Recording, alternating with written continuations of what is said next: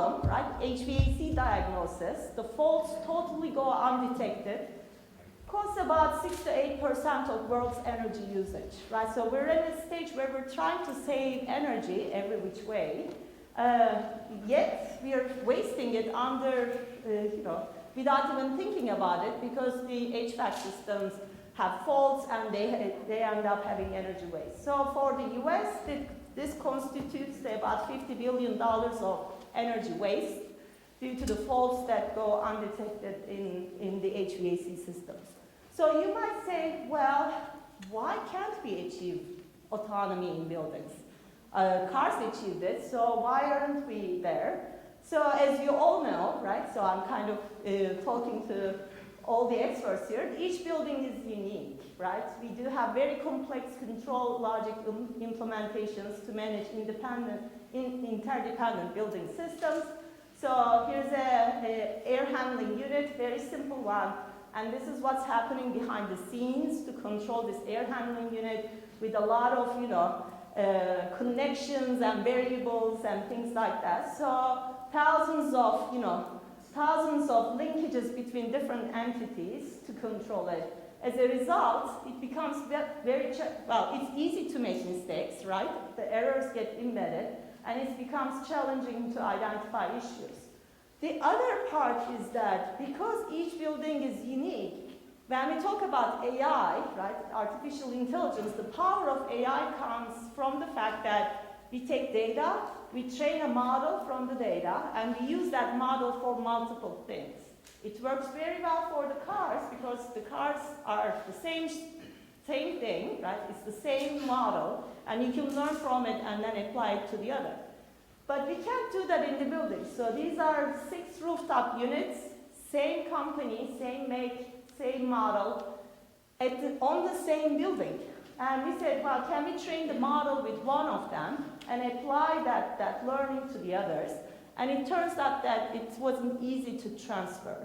And that's because each of these units are feeding to the different part of the building, and hence, it has a different flavor. It's not, they're very unique at the end, even though it's the same make and same company and same building. So that becomes challenging when we're trying to apply AI. Of course, change is constant. These great buildings stay forever, but when you go to any modern building, the first thing we do is we tear apart the walls and we say, okay, now this is going to be a conference room, and then we turn it back to an office room, etc. We don't do that for our cars. We don't take a car and say, oh, I want to now have an SUV, so I'm going to add something to the back and not, right? So the change is constant in our buildings. And then the owners are deeply involved, meaning that we can override the smartness of the building, which, at least in the US, is fairly common to kind of put a sticky note or to cover the light sensors, because people go crazy when the lights turn on and off on their own. And we call it light fairy, comes one night and then closes all the sensors, and it's no longer a smart unit because we just turn it on and off because we get mad at it. So the owners and the users like us are deeply involved. Given all these, right, the context matters, and that's the challenge in our domain. Right? In our domain, we cannot simply get an AI algorithm that's developed by the greatest machine learning faculty and apply it to our domain, because in our case, we got to bring the models into the place. So the AI and the models need to work together. So, there we go. Okay, when it comes to building context, we have a lot of data sources that are available for us, BIMs and a variety of sensors, including including the workers who are doing and fixing things. So in our research, we have always worked on integrating the building information models with the sensors, which is, I would say, a very early primitive kind of foundational work towards a digital twin. I'll talk a little bit more about what we mean by digital twin. This is not a fully digital twin, but a step towards it. So in this case, the building information model provides the context to all the sensor data that's been collected, And the sensors, the data that's collected brings reality. So if a change has occurred in the building, we can update the building information model so you have a repository that you can rely on.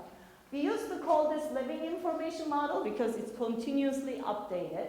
But nowadays, as I said, it's kind of the foundational work towards step towards digital twins. So let's talk a little bit more about autonomy. So this is a very famous OODA loop when you think about autonomy. It's used in Department of Defense in the US, but it's actually adapted to many different industries. So OODA loop starts with, to achieve autonomy, you gotta start with observe, you gotta observe what's happening, and then orientate, and then help decide, and then act, right? And we say that in the middle of this needs to be some kind of a digital twin that will allow us to bring the contextual information as we orientate and decide and act. So smart buildings everywhere, it's a lot of used term, right? Smart buildings, this and that. Well, that really helped us achieve the observe. Smart buildings is nothing more than a bunch of sensors that are put on the building, which is awesome, otherwise we wouldn't even start the OODA loop, right? So many companies are already deploying lots of sensors in our buildings. The challenge then becomes, how do we close the loop?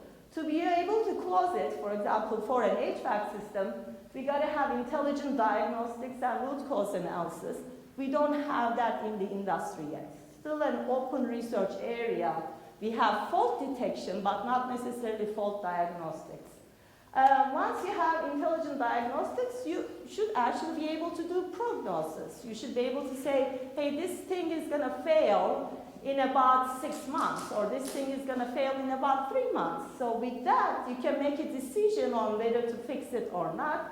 And then finally, if we really wanna have autonomy, right, these systems need to be able to self-heal, self-optimize, and close the loop and bring autonomy to the actions. So my research over the years have worked on these different aspects, mostly on the observe, orientate, and decide, and recently more on the act side. On the observe side, you see several of my students have worked on 3D imaging, whether it's laser scanners or 360 cameras or laser scanners on drones. I know Esin worked on RFID and material tracking, and then we have also worked quite a bit on the HVAC diagnostics. In fact, that's the space that we're currently working more and more to bring autonomy. So just to give you a quick overview of the observe,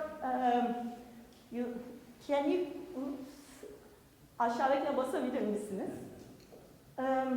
You basically see these, probably saw these videos before. Easy, nowadays fairly straightforward to do. You can take the terrestrial scan to a job site. In about half an hour, you get a 3D image of what's happening. Or we also work with drones that are autonomous, and we put laser scanners on top of them, and they go and collect data about the bridges. And once you have that point cloud data, you can do an assessment of what's happening in the bridge. So again, nowadays fairly commonly used. When we started, we thought it was research. It started as research, but it became a common tool, which is awesome. That's exactly what we're looking for. So these are all great ways of collecting data about our massive infrastructure systems. But then the challenge is that nobody wants to really deal with the point clouds. They want intelligent objects, right? So how do we turn these point clouds into semantically rich information models? Typical workflow is you capture the data, you do some pre-processing, and then you do some analysis and modeling. And there's a whole domain, like computer vision. They have developed a ton of algorithms in these spaces. The problem is that most of their algorithms assume that we have very clean, simple spaces. We have a lot of rich features to be able to do analysis and connections. And when they say object recognition, they're really talking about, you know, I see a box, I see a cat, I see a duck kind of thing, rather than in our case, we have cluttered rooms, we have very poor and similar features, which makes it very challenging for computer vision algorithms to work. And we really want to understand totally what we're seeing in the scene. And because of all of these, just simply using the state-of-the-art that's developed here is not going to work very well for our domain. So what we have done is we worked a lot with computer vision folks. I'm not a computer vision expert. I use them, the algorithms, but they're the experts, right?